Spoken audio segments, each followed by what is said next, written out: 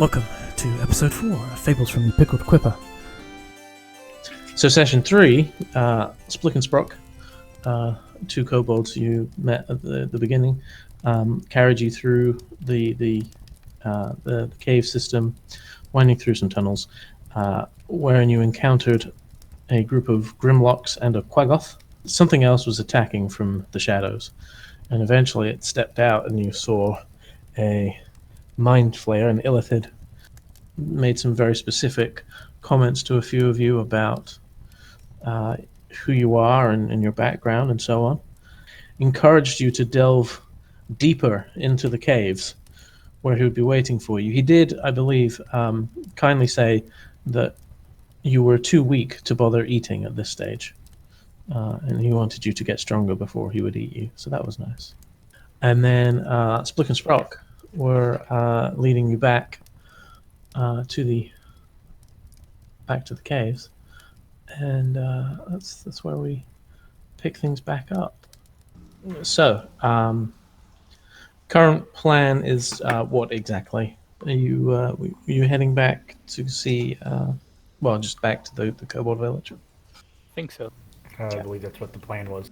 Cater is back there, and Silvari is curious of what he tasked him with. So Sprock and Splick, grab you guys. Okay. Sprick and Sprock carefully navigate you through the corridors, paying particular attention to where the spring-loaded plates are that triggered the needle trap previously. So you see Vola and Gorvo in discussion again over at the throne room with two of the dragon shields either side, and you kind of gestured back into this central area. You have Cater hanging out again. He still looks pretty worse for wear, to be honest. It looks like he's been working out, which is good. Not dumbbells. And Gorbo welcomes you back. So, have you dealt with the issue we had before? I step forward and I produce 4 ears to show as evidence, and then I pull out of my bag one by one 4 Quaggoth paws and toss them out and say, "I thought you might find these useful." You hear a soft gag from Claire in the background. Gorbo doesn't look overly thrilled, but Vo steps forward and says, "These will be very useful, yes. I will take these and study them." She just sort of slowly bends down and scoops them all up and somehow hides them in a pouch. Hard to see exactly where they went, but she managed to disappear them very quickly. "Well, it seems it wasn't too much trouble for you then," said Gorbo. Elements of it were not trouble. Elements? There's a pause with Silvarius. Yeah, I would kind of be looking at everybody to see. You don't appear to be all too thrilled at our trophies we've returned for you. I just don't like to get my hands dirty. It's not befitting a king such as myself. A king afraid to get his hands dirty. Not afraid, just choosing not to. Big difference. Have you encountered anything else in your delving? What sort of anything else? Anything more powerful? He sort of looks over to Splick and Sprock. Well, I mean, there's been some of the other kobolds who haven't come back, of course, Your Majesty. Yeah, that's right, some of them didn't come back. Well, yeah, some of them didn't come back, but we assumed that was the big slimy fellows. Why, are you saying there was something else down there? There was. You didn't even make mention. Or he didn't make mention of the Quackoff, did he? Just the blue fat things with clubs. Correct. Okay, yeah. You failed to make mention of the Quaggoth. What's a quackoth? The four paws Bardur presented to you. Oh, right. Yes, of course. The quackoth. Just, testing to see if you knew what a quackoth was. He sort of looks over to Vola, and Vola's like, They're sort of a big, like bear, but not bear, person, but not person thing. They can climb on the ceiling, that sort of thing. I didn't know there was one down there, Your Majesty. We didn't know there was one down there, you see? I am starting to. We have accomplished your task. Yes, but you're also suggesting that there's more to this than we know, and we would like to know. So what aren't you telling us? Simply telling you there is more down there. We heard that you had been down before, so you know more than we do. Well, not me personally. I mean, as you can see, I'm a very busy kobold. There's lots to do here. Ruling isn't the sort of thing you can just go off and take a jaunt down into the cave system, you know. True, but you've sent others down. Have they not reported what is further beyond? Well, before he can say anything, Sprock pipes up and says, yeah, you know, there's the long and slimy things, the things with lots of legs, the things you can't see that go slurp and that moan. There's that one thing that's just all wibbly wobbly. There's the oh, what was that other thing? Well, there's more of those the big sort of grey blue things. There was ooh, oh, there was something else, wasn't there? Sort of floaty. Didn't someone say they saw something floaty? Yeah, I think someone did say there was something floaty. We never really got a proper answer though because he's still, well, he's not quite right in the head.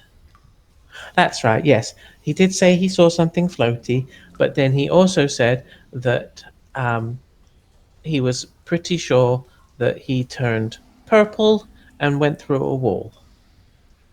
Just to confirm, I mean he, the kobold, turned purple and went through a wall. That's what he said. So we don't really take what he says too seriously anymore. No, we don't, because we think he's gone soft. Yes, we think he's gone soft. "That's quite enough." So you see, we've explored. Have you ever seen anything with a face that seems to move unnaturally? Kind of like tentacles. And Claire puts her hand up in front of her face and wiggles her fingers. Like tentacles. Oh dear. Yes, this is not good. And Gorbo and Vola share a look between them. Tentacles. And Gorbo does the same thing and kind of holds up his fingers like dangling down from his nose. We've heard of some of those rumors. We didn't think they were true. That's an issue. Agreed. What do you call those things? Illithid. Nope, doesn't mean anything to me. Anything else you call them? I mean, tentacle face? That's what we call them, sire. Yeah, that's it. That's the one. Tentacle face. Yes, we're familiar with those. Well, I mean, not familiar, but we've heard of them. One of those, that's very bad news. Did it seem friendly? I mean, we're still alive. Oh, good, About good. as friendly as they come. I mean, you're still alive, so that's excellent news. Unfortunately, so is it. Oh, you didn't kill it. That would have been useful. I would advise caution for any who go further down. More caution than usual. Well, I mean, I'm assuming you're going further down, aren't you? We That have that not. was that was the intent, wasn't it? To keep pushing down and see what more you can find. No, that was not our intent. Oh, Agreed. are you quite sure? Yes, our intent was to help you with what we agreed, and then we had other things to do. We now are at a peace with each other. Right. So what you're saying is, um, you you're done. Is that about the size of it? You want out. There is much we need to look into, and I don't know that down here is the place. Unless you can provide us answers. I What certainly do not wish to talk to that thing again. what sort of answers are you looking for? What happened to the world? What do you mean? What happened to the world? Something shifted a few hours ago. Things are different, but we do not know why.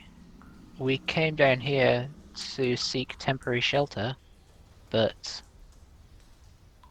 I do not know that the answers we seek are here. Perhaps I'm wrong, but things have changed greatly on the surface. If I might speak up, sire. Maybe something did change. Vola reaches in to her pocket and brings out a sort of a raggedy looking book. On it, in Draconic. Who speaks Draconic again? Remind me. Sylvarius. Eska. Eska. Okay. So you guys can read. It says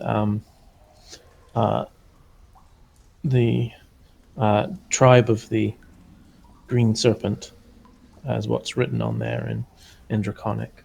And it's the book looks ancient, and Vela kind of flips forward, and you can see it's basically just like a chronicle of the history of the tribe. This is the history of our people. We have lived here for, according to this book, dozens upon dozens of years. It is passed down from shaman to shaman or sorcerer to sorcerer, whatever the tribe has at the time. And I have written in this book for the past 10 years, according to what's written here. However, and she places the book down on one of the little rocks in front of her, and then there's a bit of mystical jiggery pokery. She moves her hands and reaches her hand forward, and her hand sort of disappears up to about halfway up her arm, and it's just completely vanished. And then there's a soft pop as she brings it back out, holding another book that looks very similar to the one currently on the rock in front of her. And that one on the front in Draconic says The Tribe of the Hooked Claw. This book is kept in a different pocket dimension. It is kept safe. This book is the history of our people, dating back dozens and dozens of years. Somehow, we are both the tribe of the Hooked Claw and the tribe of the Green Serpent. Yet we do not know how that is possible. All of us know ourselves to be members of the tribe of the Green Serpent. It is all we have ever known. And yet, here in this pocket dimension, I have a book written in my own hand, chronicling our adventures. I have noted the date when Sprick and Splock were born. I mean, Sprock and Splick. Oh, I always get those names confused. That date is listed in the other book as well. It makes no sense. There are two histories of our people, both written by me.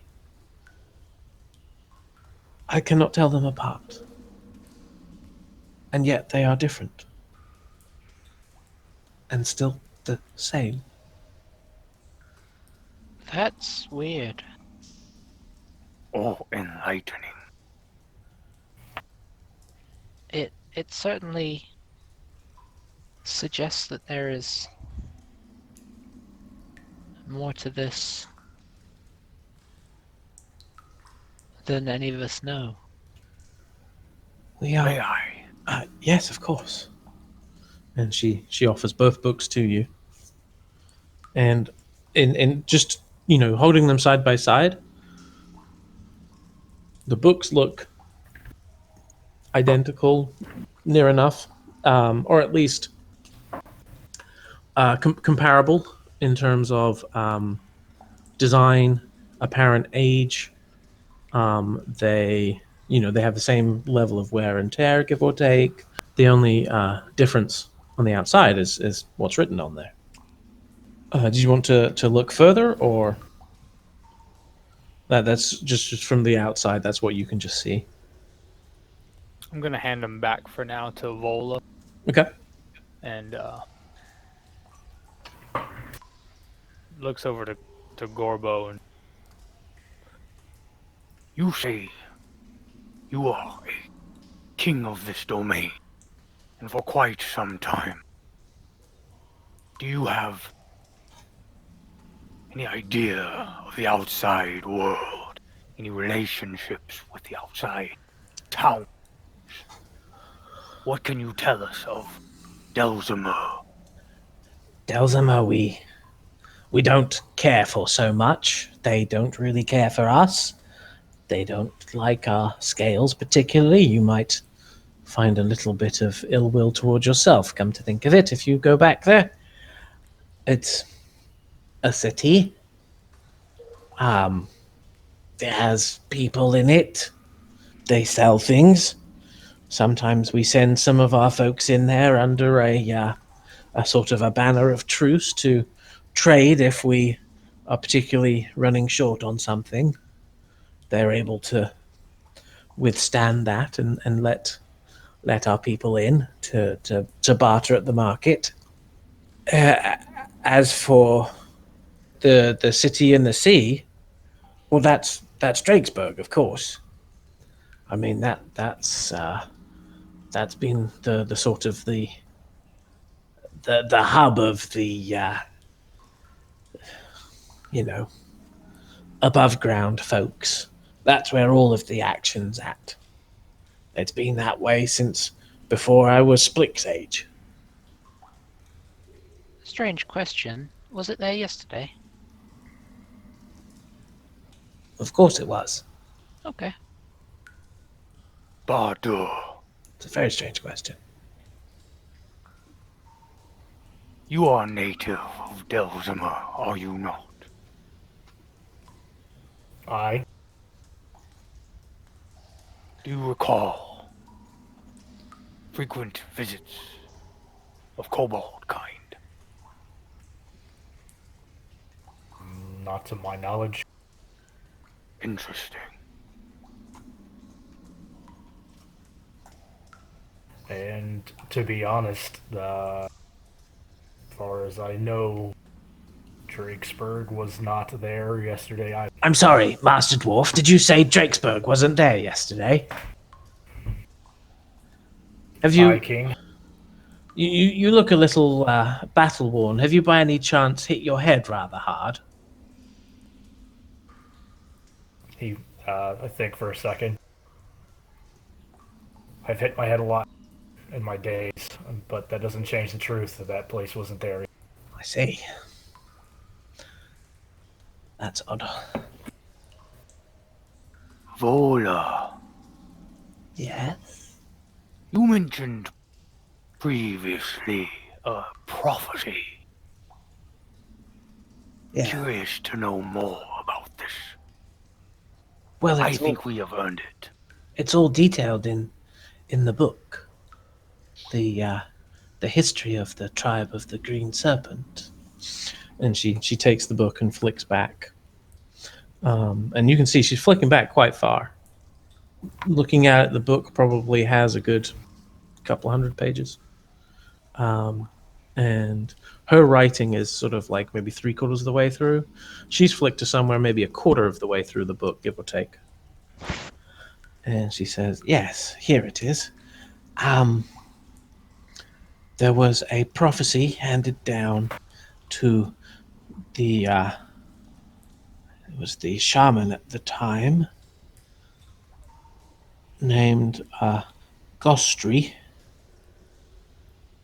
and Gostri wrote that there came unto her a vision of a huge green serpent rising before her, and it spoke to her and said that there would come a time when this green serpent would call all other serpents under its banner and would right the wrongs of the world. Our tribe has held on to this prophecy, believing that it will be our destiny. We are waiting for the green serpent to arise and call us under its banner. If you were to flick back to that same place in the other book, is the prophecy the same? And she very gently rests the green serpent book down, picks up the hooked claw, flicks back. She sort of stares at the page for a second. She's like, "The shaman Gastri did write on that page, on that date in this book. However, oh, would you look at that? It appears to be a recipe for quaggoth soup. So we did know what quaggoths were. We must have forgotten over the years." May I read that as well? I would like to make some quaggoth soup. She hands you the book. Is that what it is? Give me just a general intelligence check to see if you can understand the scribblings of a long dead kobold shaman. Of course I can. Let's see if the number backs you up. Intelligent. 18 is plenty. 18. Yeah. Thanks. Sorry. I'm terrible Sure at enough. It turns out it is it's a recipe for quaggoth soup. Having Definitely been slightly interesting. suspicious, I pretend to actually be interested in that. Okay. So the recipe is fairly straightforward, much like other soup recipes that you've encountered. And actually, the paws that Bardur scavenged would be very useful. The soup is intended to use the bits of the quaggoth that don't roast well. So paws would be good to form the stock part. It does recommend keeping hold of the claws specifically, as they make nice ornaments. Mm-hmm. I thank her and pass the book back. Say, Thank you. looks tasty. We'll soon find out, I suppose. And she actually reaches back into that pouch, pulls out the paws, and just calls over one of the kobolds and mutters something to him about getting a pot going. And the kobold hurries off to one of the little side chambers, and you can hear a fire being started and some clunking as pots and pans are moved around. Well, it's all rather odd, isn't it? So, well, what do you make of this then? 2 books, and so on. Yeah. Still trying to make sense of it. It looks like we're not the only ones that may have been affected by whatever changed our world. But does this mean we've just been transported somewhere? Or does this mean that there's others of us back in the other dimension? The books did have the same authors. Yes, throughout. I feel like there may not be others of us. I feel like we traveled. I suppose there could be others of us here, but I don't think there are others of us there. But let's be honest, it's all a bit guesswork right now. Perhaps a study of the 2 books to see what differences there are throughout in order. Any of you good with books? I could only permit this with my direct supervision. These are sacred texts, after all. And frankly, I'm very tired. So, if you wish to do that, it will need to be in the morning. Real quick, what was our? I forget what our deal with them was. They're very friendly towards you. They're willing to offer food and shelter. Is that what we agreed to? That we would take care of their problem and they would offer us some kind of shelter. Okay. Gorbo also said that he would have you talk to their maker to see if there was something that he might be able to offer you that would be useful in your travels. Okay. Yeah. Should we maybe make camp then or something here? Like pop up a corner or something like that? Possibly. Take us to your finest suite.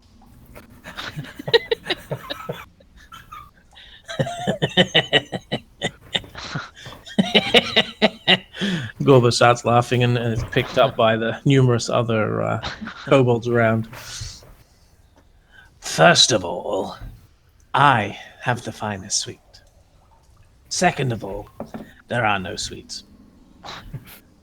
Basically, you just have to find a nice bit of cave to turn into. Might I suggest that one over there? And he points over here to this relatively unoccupied section. You're welcome to settle down there for the night. I believe that Sprock and Splick are on guard duty tonight, so they'll be taking care of you. Oh, really? I was hoping to get some sleep. Yeah, I know. I wanted some sleep too. Silence! Sorry. Kato, what have you been working on?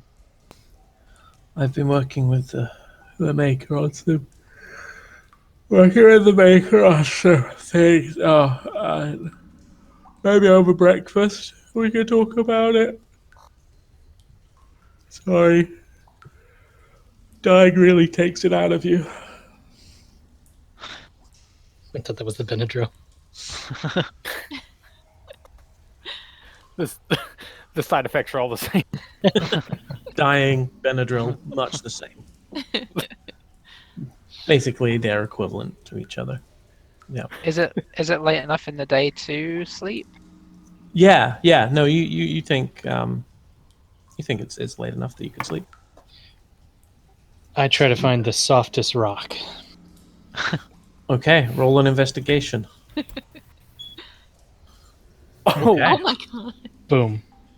As you But I sort of saved like my good rolls for something really important. while you're looking around, Sprock comes up to you. He's like, Hello. Are you all right? Are you looking for something? What's happening? Look, I tell you what. Why don't I see if I can find you a nice blankie of some sort? Hold on. and he, like disappears off to one of the other parts of the cave system. Comes back a couple of minutes later, and it's holding this bundle that almost looks as big as him, and it is dark, very dark fur. You can't tell exactly what sort of fur it is immediately, but he hands it over to you, and it's incredibly soft. And he says, I think you'll find that's probably a little bit nicer than the rocks. Just take good care of it, will you? and then Thank you. Sprock goes off, back off to that one side. You see him sort of starting to sort of curl up just on a bare patch of ground, and you get the distinct impression that maybe that's his bed that he just gave you. But Oh. before he has a chance to get settled, Split goes over and says, Oi! We're supposed to be on guard duty. Come on. Oh, yeah. Right. Okay. and they wander off down towards the front gate here. Turns out I have a bedroll, so I'm whipping that Yeah. out. I am too. Yeah, Claire too. Do I know what kind of creature? Make a nature check. You're not 100% certain of this, but you think there's a chance it may have once been something like a manticore. It's some sort of very large cat type creature. Probably smells really good. It actually smells better than you'd expect. You get the impression that it was originally large and feline, although exactly what type of large feline, it's hard to say. Do you want to put anyone on watch, or are you happy leaving it up to the kobolds? I feel like it might be good to have a watch. Yeah, I do too, and I don't think we have anything pressing that we would have to wake up early for. So sleeping a little bit longer and giving somebody, a watch. I think I can probably do a decent chunk of watch, right?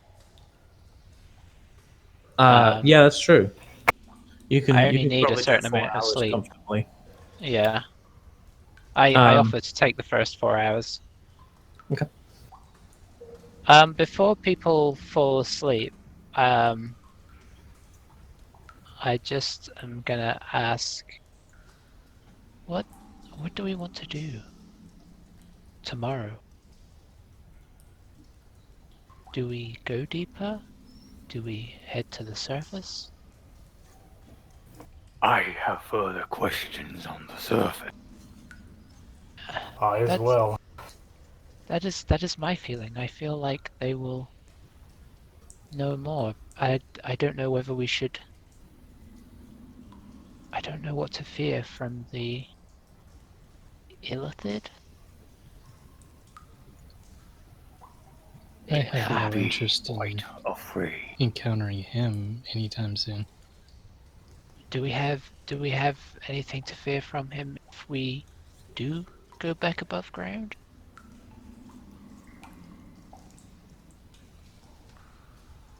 Concerns me what he knows. I'm unaware if it was simply him in our brains, or the reference of his master, He did say he knew. Duarte. Thank you. He did say he knew him too, right? Or did I misremember? He said that. So he Where may. he knows. I don't know. I fear pressing further towards him, for I do not know what manner of control he may have over us, but I also sense he knows things But I suppose the question then is, would he tell us more? And what would his requirement be for such knowledge? I also wonder whether pressing back to the surface would be the safer option. But I wanted to know what everybody thought. It's possibly not safer. We were attacked almost immediately, This is true. but the options seem few. If we go further, we're only going to encounter possible greater dangers. Perhaps a cautious approach into town, and I don't know. See if we can encounter somebody who is not aggressive, and perhaps if we do hit somebody aggressive, I hate to say it, but perhaps try and leverage information from them. I feel like we need to know why we're being attacked. I don't know what there is about us that is so offensive. Maybe the kobolds can steer us in the right direction. Maybe we just got unlucky and ran into some bad people. Maybe so. If I recall correctly, they did have the same livery as that flew over the city. That's correct. So one would assume they were acting in an official capacity.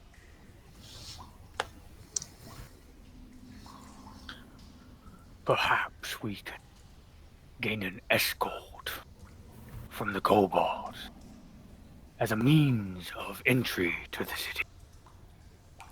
I do not know how willing they will be. It sounds like they are at best tolerated, but we could ask. I am unaware those who are allegiant to us. My order. But you heard Gorbo. They have a completely different tribe than what they thought they were. Who's to say your order even exists anymore? I'm concerned about this. I need some time in the morning to start the beginnings of finding the answers to this.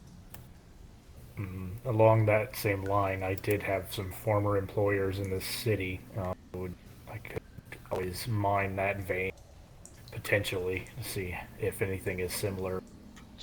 Sounds good to me.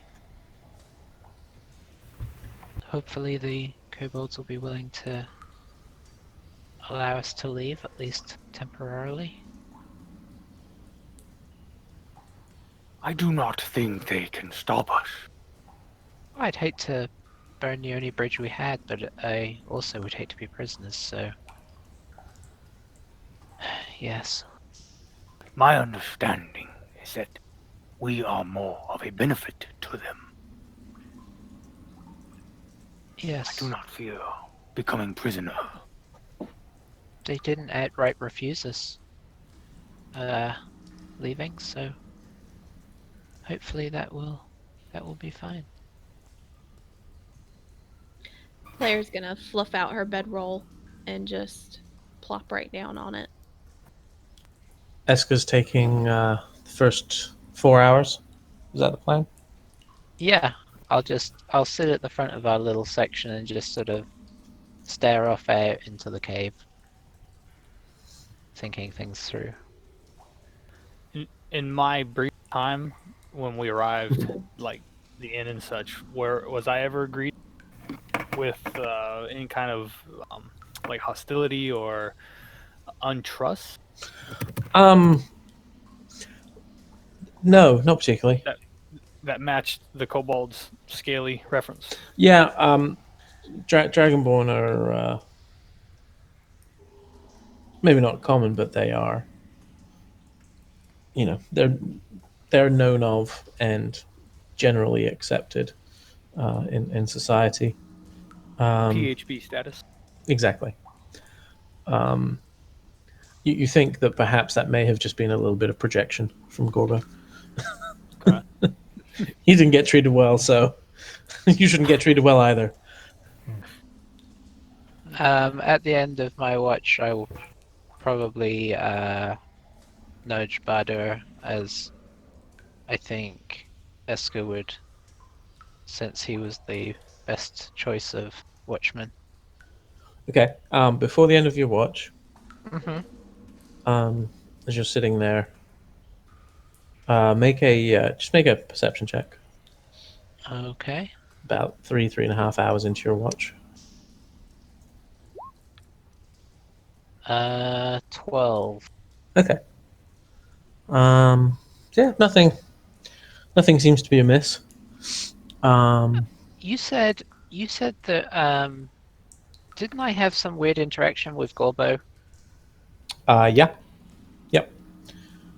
He was sort of winking at me or something? He actually changed shape to look like you, That's right. and then he winked at Um, you. Yeah, okay. I just realized that he's probably asleep too, so I'll just let that go. yeah. That's you can kind of see over there, and even at theoretically night, the cavern is still aglow because of all these weird luminescing mushrooms. Yeah, I sort of get up, kind of like as that memory hits me, look Mhm. over, see he's asleep, and think probably best not to wake a king. Yeah, there's still two guards by his side who are very much awake and watching everything. But yeah, so about 3.5 hours into your watch here, you hear something in your mind again, and that eerie voice comes back and just says, "Come deeper, Eska. Come deeper and see what you can find." Esker looks around to see if anybody else is reacting. Nothing. That's what she was afraid of. Everyone's asleep right now. Okay. Well, that's going to make sleeping difficult. I guess when she wakes Badur up, she'll just ask, hey, you didn't have any strange dreams, did you? So, Roll a d20, okay. Butter. Just a regular d20. Roll a Take dream check. Dream check. 19. Oh, good dream. Ooh, hold on. Or is it a bad dream? I don't know. It was almost a natural dream. Yeah, it was. It would seem so real. So He wakes up and he's like, I am dreaming. This whole thing's been a dream. I totally dreamed we transported to this weird alternate. Yeah, exactly. And you were there, and you were there. Yeah. So, Bardur, the one dream that actually sticks in your mind is of a fairly large dragon. Not green, though. This is not the green serpent that they've talked about. Instead, this one is, well, it's hard. Your mind is trying to focus on it now as you've sort of woken up, and it's difficult. It's almost there's something unnatural about it. It's a very dark sort of crimson color, but where the leather in its wings should be, there's almost like a black smoke, and it's sort of it's flying around you, leaving behind it a trail of smoke everywhere it goes. And it's deeply unsettling. You don't recall ever having seen a creature like that before. But yeah, that is what your mind decided to create for you that night. You lucky thing, you. Do you tell me, or do you just shrug it off? I will say that jerky must have been bad, and because you asked about if I had any dreams, right? Any weird dreams? Yeah. So yeah, definitely the jerky was bad. Something about a trap. Esker's eyes narrow, and she says, "Dragon? What sort of dragon?" Uh, She kind of looks over at Silverius, kind of No, not not not on like not like on just reflex. right. No, not like him. That sounds like you had some bad jerky. I pick up Well, the last piece and I eat it again anyway. oh dear. Uh, I paid good money for this. can I be honest with you? He shrugs. I heard a voice in my head whilst I was on watch. It was that creature below, the tentacle face. It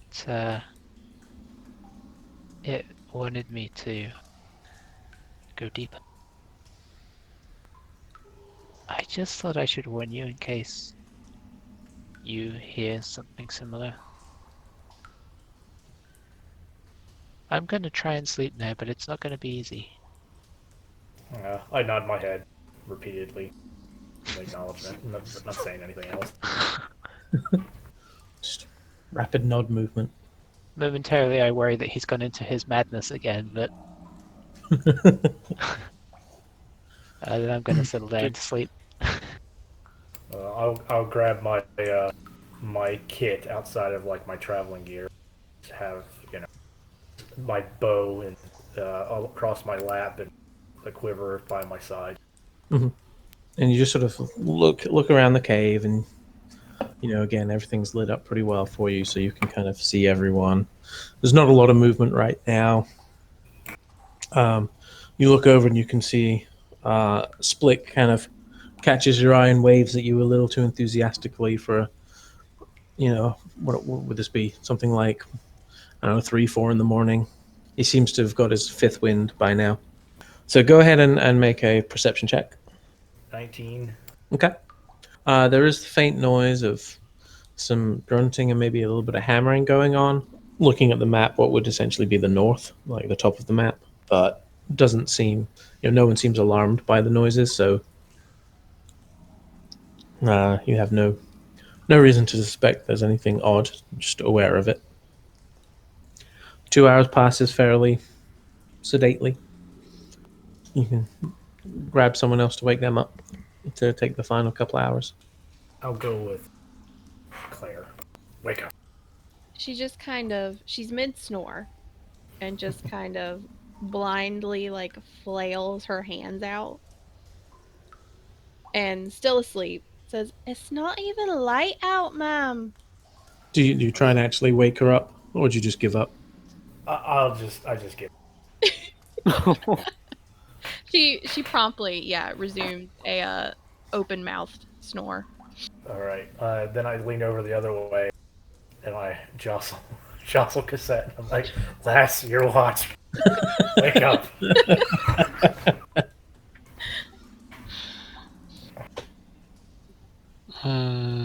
Yeah. I'm up. How many more hours do we got? Just a couple. Okay. I'll fold up the blanket and, take it back over to where whoever gave it to me, Splick or Brock, or is there some movement in the cave now, or still everyone? No, everyone's still pretty much out. I'll just do I'm not going to leave, the area where the group is, but I'll just do kind of like just walk through the cave, just kind of looking at, see if there's anything I notice. Okay, make a perception check. 4. As you're wandering around, especially as you get towards the north section of the map, you do pick up some of that hammering and some muttering, and none of it's in a language you understand, though. And there's the distinct moment as that sort of transcends the language barrier, as you hear a loud thunk that doesn't sound like hammer hitting metal, followed by a string of what are clearly very offensive words, and you get the impression that someone just hit their thumb. was ready to go break up a fight or something, but No, just a slightly inaccurate swing of a hammer. That's all. The final 2 hours pass without any real commotion. Morning comes. Whenever I'm waking up, I let them all know what the Illith had said in my head. I don't necessarily think it should influence our decision. I felt it was worth sharing. Noted. It's a little worry that his reach expands this far, but my hope is it doesn't expand to the surface. They're an alien creature to me, so I wanted to head towards Vola if I could. Yeah, you can go over towards Vola. And so Vola's there, and she actually has both the books out, and she's kind of like studying them. How can I help you? You seem to be the only practitioner of magic here. I am requesting your aid. I am in need of particular ingredients. What sort of ingredients? I need but a handful of charcoal, incense, and herbs. You may be familiar with the spell I am trying to cast. I'm actually, I can't place the spell off the top of my head, but I think I might have some of those items here. She goes off and rummages around down in this little chest. There's a bunch of. She starts just throwing out all sorts of weird things. There's fleece. There's what appears to be a foul-smelling dark bag full of probably not good things. Little shards of glass. You think you might even spy some more valuable items that just get tossed around. She looks in there, but she's able to find the stuff you're looking for. She brings it over to you and says, Here. For you. This should, I believe, cover what you are looking for. Much appreciated. and she doesn't seem interested in like trying to ask you for money or anything. She goes back to studying the books. Well then, I shall be seeing myself off to town shortly. Should anyone care to follow. was that kind of the plan anyway that we were thinking about? I thought we at least needed to talk to the maker and possibly check in with Corbo before we leave. Didn't you talk? Yes, I did. He's rather special. Goes by the name of Lobo. And, well, I've never seen anything quite like him before. He's well worth meeting. We were promised some item of his, and I feel we may need anything we can get for whatever it is we may face. So it would seem a shame to leave without receiving it. At this point, you see one of the dragon shields is sent over to relieve Splick and Sprock, and they wander over your way, yawning. They say, right, we're going to go get some sleep now, you guys. I'm sure someone will bring some food over in a minute. You can eat that, and then no doubt Corbo will want to speak to you before you get moving today. Not sure what you have planned. I'll let you discuss that with him. Yeah, we don't want to try and speak for the king. That would be inappropriate for people of our stature. All right, you don't have to go into all of that. They understood. Well, sometimes you have to explain these things. And they just sort of like bicker as they walk off. Splick seems very happy to find his bedding returned. and just curls up in a little ball on top of the bedding. Shall we go check in with Gorbo then? Right. So, hello. Did Splick and Sprock bring you food? Yes, thank you. Uh, We were actually thinking to head on out soon and go looking for more answers, but we felt we should check in on our way out. make a deception check.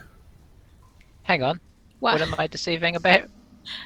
While he's doing that, Claire would like to elbow Cater and just kind of hiss to him, "Did you get any breakfast?" Did we not get breakfast? I don't think anybody else got any breakfast. Oh, well, maybe I can make a confusion check then. All right, make a confusion check. Let's just roll a d20. It was a very disturbing night for me. He dreamt of breakfast. Oh, God. Yeah, I rolled a 3. Gorba rolled a 20 on insight. I'll see to it that you have some food before you go anywhere, don't worry. And he kind of like glares over to where Splick is gently snoring. Did not take him long to fall asleep. Right, so what are you going to do then? Are you going to go deeper and see if you can find some of those riches for us? I mean for you, I mean for all of us? I thought was perhaps to head back to the surface for now. Find out what's happening with the town. It's not to say that we wouldn't come back, but that is our more natural habitat, and we need to know what's going on. Right. I mean, I suppose if that's what you want to do, you know. Fear not. I have great reason to make a return here one day. Well, good. Because if there's really that thing down there, we don't want to deal with it. It's a bit above our, station, as it were. We don't deal with tentacle faces. Perhaps you could do a little more research while we're gone and get a bit of a lay of the land down there, and then there's a chance that we will have our own need to head down there. But it does seem like we're all feeling the need to see the sky again. You weird land dwellers. Alright, fine. I mean, I'm not going to stop you. You've done us a service by getting rid of those things down the tunnels there, so you are free to leave as you wish. I do thank you for your hospitality. You may consider yourselves the tribe of the... The Green Oof. Dragon? I don't know what I'm calling us anymore. I feel very Oh, yeah. conflicted. Let's go with the tribe of the green hooked serpent claw. It's catchy. Yeah, we'll work on that. But before we head off, there was talk of something, an item as well. Oh, right, yes. We need Lobo. And he reaches down to the little horn that he had, almost like a little, like an old style, like megaphone type thing. It's just that seems to amplify his voice, and just shouts into it, "Lobo! Come meet your king!" He puts the thing back down, and just, again, the sound is just deafening. It's every bit as loud in here as it was when you were first in that smaller corridor. There's some cursing and muttering from far off, and eventually another kobold stumbles into view. And this is, I mean, they've all been a little bit different, these kobolds, but this one is, he takes the cake. For one thing, he only has one arm. attached to his back is just a series of, like, he's covered in straps and pouches and cages.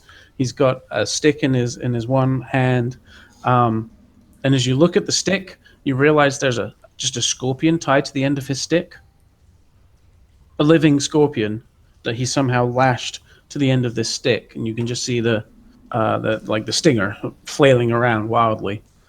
And while you're looking at that, you realize that on his back there's a large cage with a skunk in it. There's a disconcerting buzzing sound coming from one of the bags at his hip, and then just all manner of weird containers, odd-looking vials. The whole thing is just generally disconcerting. You summoned for me, Your Majesty. Yes, this is One-Armed Lobo. He is our maker. Lobo, didn't you have something that would be useful for these folks? We said we'd give them something. Right. And he starts rifling through his pockets. He pulls out a little basket and opens it briefly, and there's just dozens of centipedes inside it. And he's like, no, I'm still doing something with those. I want. He's like, oh. And he lifts off from around his neck a necklace. And he says, All right, here you go. Now, this is well, I'll tell you what it is. It's a necklace. Yeah, necklace. May we have a look? Of course. the chain is very sort of unremarkable, just a very simple iron chain. Although some of the work is quite finely done. You suspect that, unless it's something you aren't aware of, Lobo may have had some help with the chain, excuse me. But the actual necklace part itself is a little bit more ornate.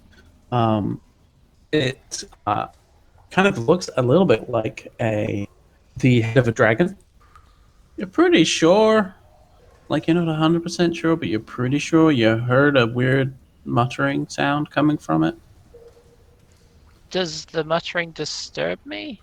Make a sanity saving throw. So it's going to be natural 20. Well then.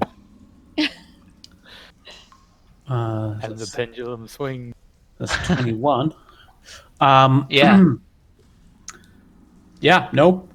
You are in no way disconcerted by the muttering.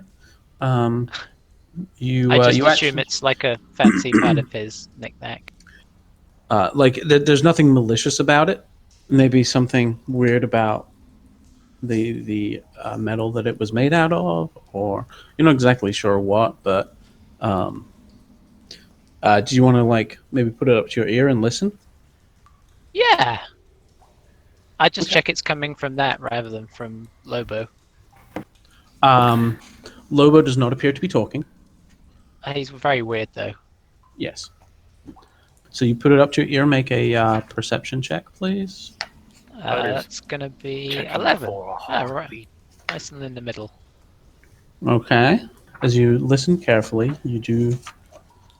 You hear numerous voices muttering. Okay. But I Um, can I make them out at all? the dominant language is actually Elvish. Ah, yes, I you speak can make it Elvish. What you hear is there's 3 or 4 different voices. They're sort of talking over each other at the moment. Of those 3 or 4 voices, one of them is definitely not Elvish, but the other 2 or 3 are. They are saying something along the lines of helping with breathing. It's weird, because they're all sort of talking at once. It's hard to make out, even though you understand the actual languages. But so yeah, it's so helping with breathing, and no need to fear gases or something like that. It's strange. It sounds like it's a very old form of Elven or Elvish. Mhm. So it's it's not sort of like the contemporary language. Definitely sort of like oldie Elvish. So that's what you're picking up. I don't suppose you speak Goblin, do you? I don't know. And Um, I guess I just sort of accept it. okay. Do you put it on, or do you just hold on to it? I just hold on to it. I'm probably not going to put it on because I already have a necklace. I'm probably going to offer it to somebody when we get out. Okay. Can we ask him what it does? It's a necklace. Yes, you. I believe you just put them around your neck. She knows. Ask her. Look, it's What? like this one. Right. If that's everything, I've got more things to hammer. And as he says that, Esker, you look down, you realize that in his right foot, he's carrying a hammer. Huh. He's like managed to wrap his toes around a hammer and just has been carrying it around as he walks everywhere. Well, Um, thank you for this. Thank you for the generous gift. We do not wish to take up more of your time. Good. Thanks. Bye. and off he trots back into what you assume, based on the noises that were heard last night, you assume that's maybe his little work area back there. Gore says, Right. So you're going into Delzimer. Yes. Is that the plan? Give or take. Is that what you were saying? Yes. Right. You know, you're not very helpful sometimes. We we're we're a little unsure of the reception we will get, but Um, we're going to try. I would imagine they will open the gate and say, "Come in. Don't cause a ruckus. You'll be fine." No, that's it. That's what they'll say. That would be most welcome. That's what they'll say to you. Yes, that you will be most welcome.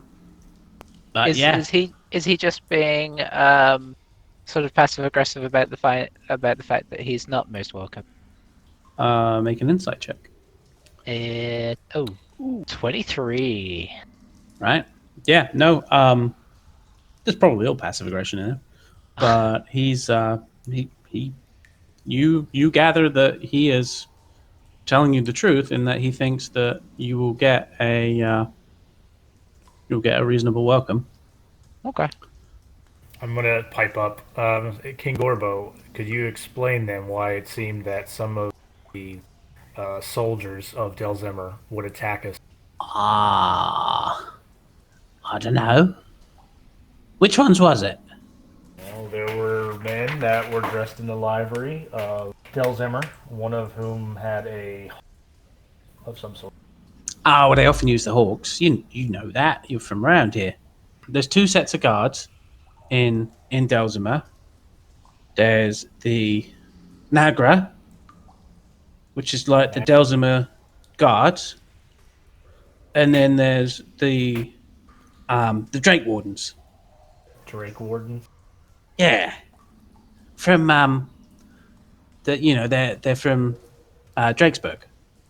They put them in all of the surrounding towns around the Gulf, so that they can have a presence there and make sure they keep order according to their rules. So which one was it? There we go. It must have been Drake Warden. Oh, you don't want to get on their wrong side. Bit spiteful, so I've heard. But I mean, let me ask you this: did any of them get away? Not a one. Then maybe they don't know who you are. And he sort of taps the side of his head conspiratorially. You know, come to think of it, I'm going to level with you. I'm a little bit concerned about what that necklace is, because I've not seen it before. So hold on. And he disappears off to like the back of his little platform here, and has a little forage around. You hear some little clunking and shifting and stuff. And he comes back, and he has a little heavy-seeming pouch, and he just sort of holds it out. He says, "Here, take this as well. I think you could probably use a little bit of assistance." It's just a little coin purse containing 50 gold pieces by way of thanks.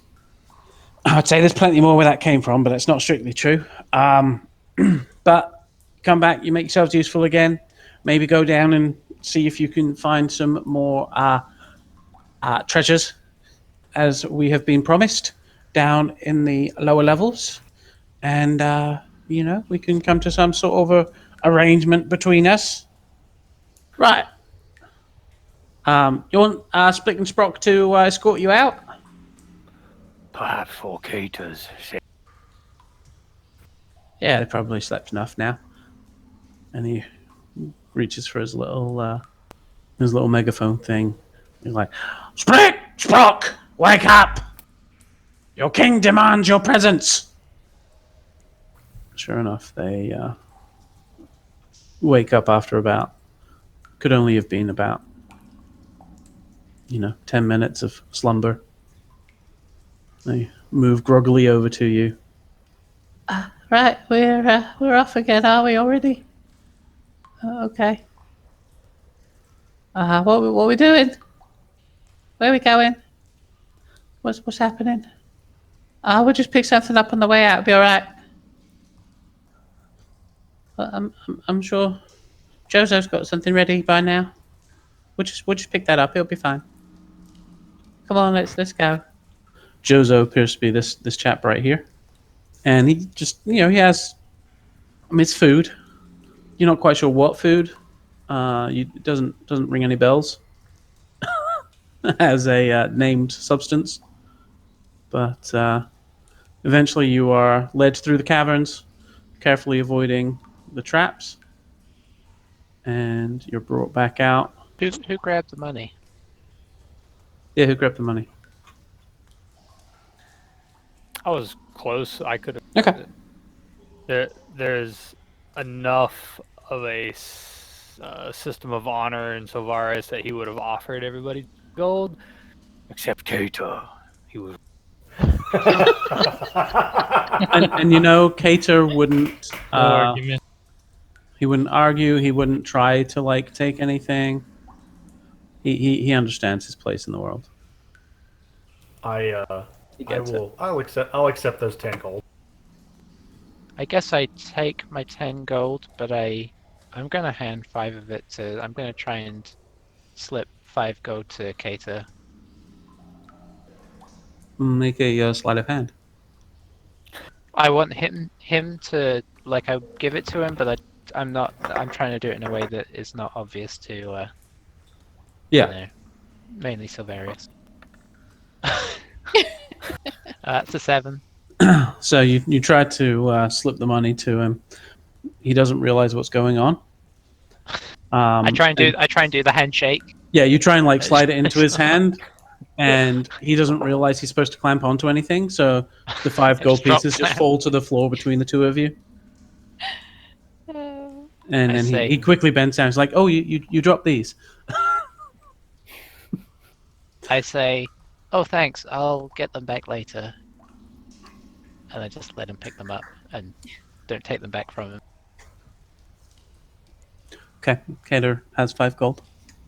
And I guess if I can, I just hang back and just whisper to him, You're in this as well. We need to stick together. We were all involved." He officially has 5 gold on his character sheet now. Hooray. Great. Congratulations. Claire would take her gold, and then she would try to give our 2 little kobold companions a gold piece each. They will happily accept. And just stuff it into little pouches that they have on their on their belts, and they're like, "All right, we're gonna go. We'll leave you here. The cave exit. You go off. You know where the road is, right? We do. Okay. All right. Gotta go sleep now. Be Bye careful if bye. you explore lower down. I hope we don't have to. Yeah, I don't want to do that. No, I have a horrible feeling that we might be the ones sent. He does seem to pick us on a bit, doesn't he? Yeah, why do you think he does that? Is it because we sound funny? No, that can't be it. I think we talk too much. And they've just started walking off, and they're just. You can hear for, you know, next sort of 30 seconds just the sound of them going back and forth with each other. Claire, wistfully watching after them, just kind of says quietly, "Are you sure we can't just keep them?" I'm fine with that. I don't think that would be appropriate, says Cater. I understand that they've been kind to us, but they're still kobolds. They're They not. should probably be with their kind. Well, they're just a little other, aren't they? I don't think they'd necessarily be well received everywhere. Says the guy who died to one of their traps. Does Cassette say that? No. That would be way too rude for her to say. You come out. You got the sun rising, and you're back out on the path above the water, like where the cliffs were, the cave entrance and stuff.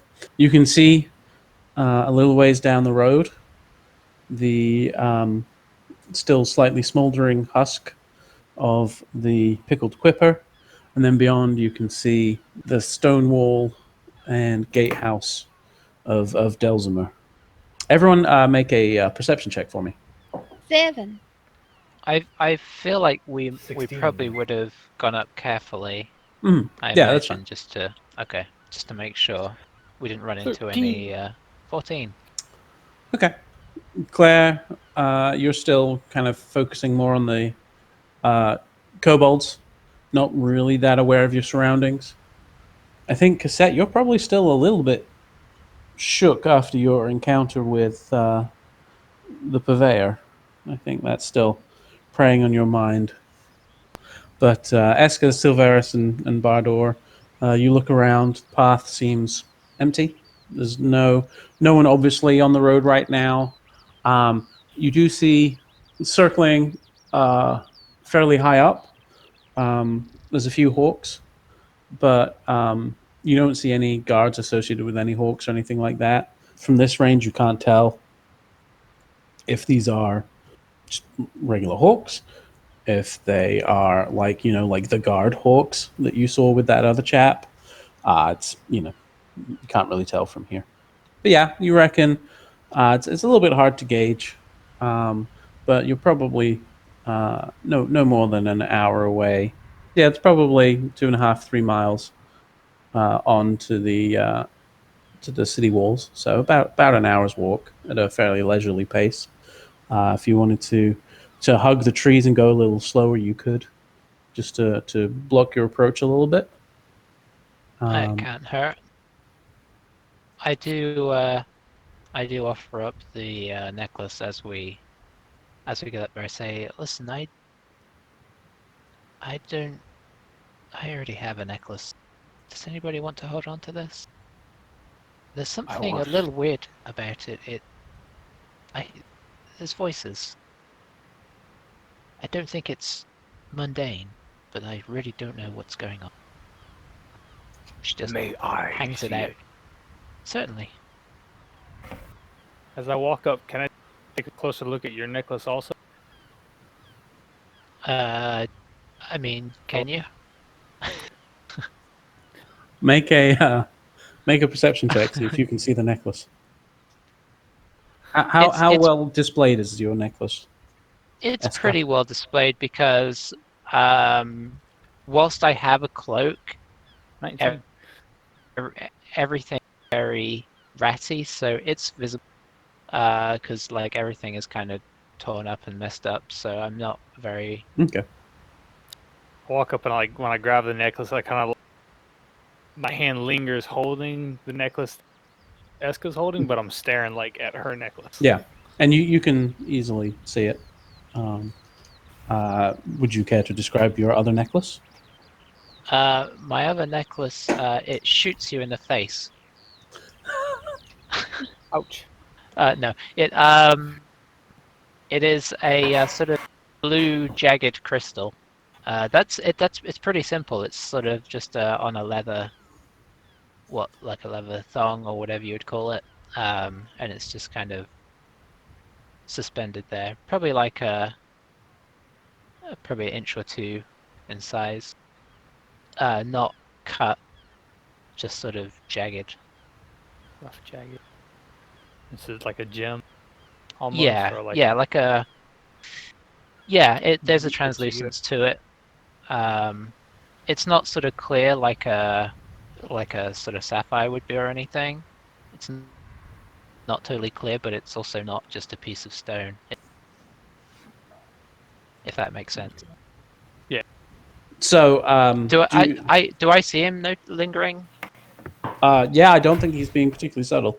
I guess I would feel uncomfortable, and as soon as he has hold of the necklace and I notice him staring, I just let it go and sort of turn and look out over the cliff uncomfortably. Can I tell anything about this necklace that Eska gave me? You can make an Arcana check. That is a beautiful 9. 9.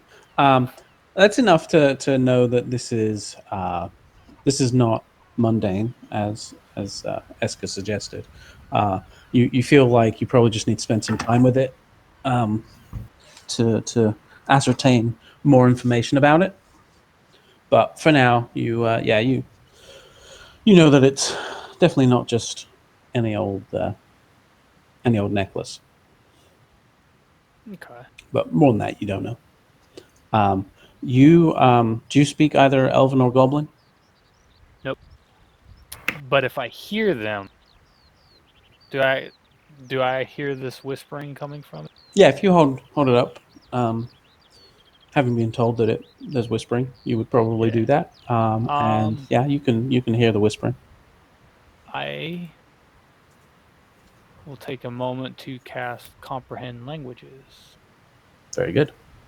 Yeah, I kind of do a little hand gestury motion and utter in Draconic a little incantation. Okay. So yeah, you hear much like Eska did. You hear 2 or 3 Elven voices talking about being able to breathe freely and something about protection from gas or something like that. It's a little strange. Goblin, you hear a voice that says something about safety from poison and dragons, but nothing more right now. Is So- this common for magical items? I don't know how much experience. You would know that this is not necessarily normal behavior for a magical item. Semi-perplexed look on his face. Yeah, but I mean, you don't get again. I think Eska also does not get the impression that this is malicious in any way. Planning to move up slowly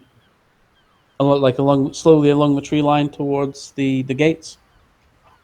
Sure, I'll take point. Okay. No weapons drawn or anything like that. Don't. Okay. Who will be at the back? I'll probably stay at the back if nobody objects. Yeah, Claire's gonna want to be in the middle.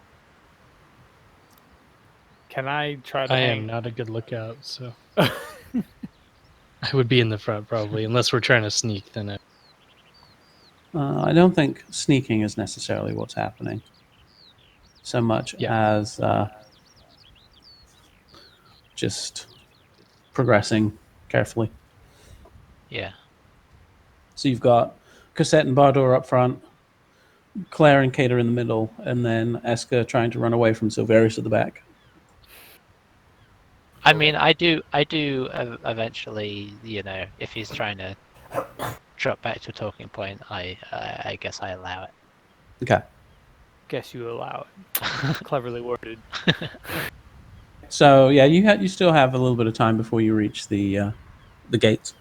So if you want to say something, Silverius, you're welcome to. And whilst we're walking, I'm keeping looking forward, and I say out in Draconic, so you can read Draconic. Eska nods hesitantly. Where did you learn to speak this language? I picked it up on my travels, somewhat unintentionally. But that's how language is sometimes, isn't it? Sometime. I look directly at her. She does not return your gaze. She keeps looking forwards. Interesting, your reactions to me. I look back forward, and I pace myself up just a little bit. Okay. 5 minutes from the gate. Silverius, you having held on to the necklace for a while, you feel like there's just like a sort of a moment of recognition as you've kind of spent this time with it, like on your person.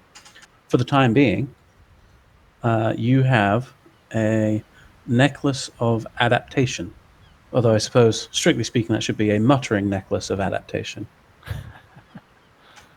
So, what it does, while you're wearing the necklace, you can breathe normally in any environment, and you have advantage on saving throws made against harmful gases and vapors.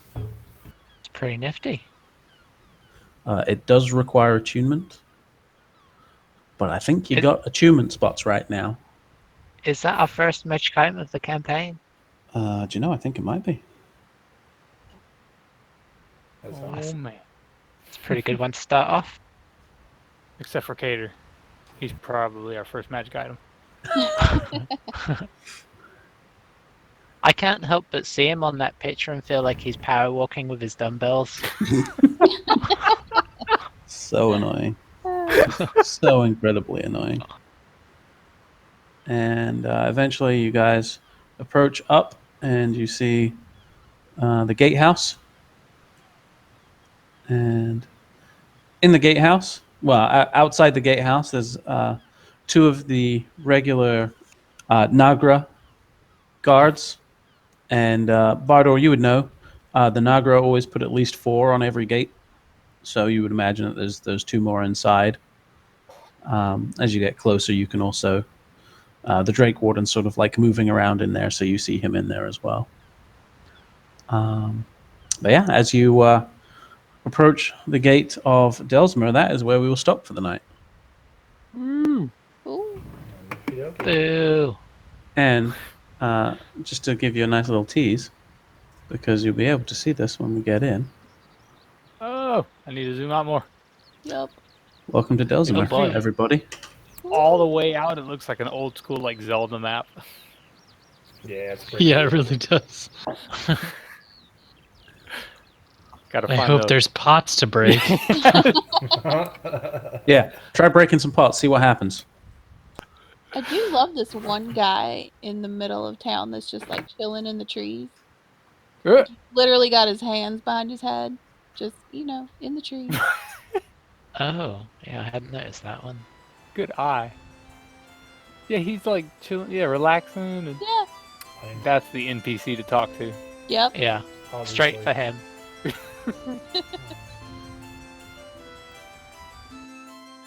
Thank you for listening. If you enjoyed, do give us some feedback.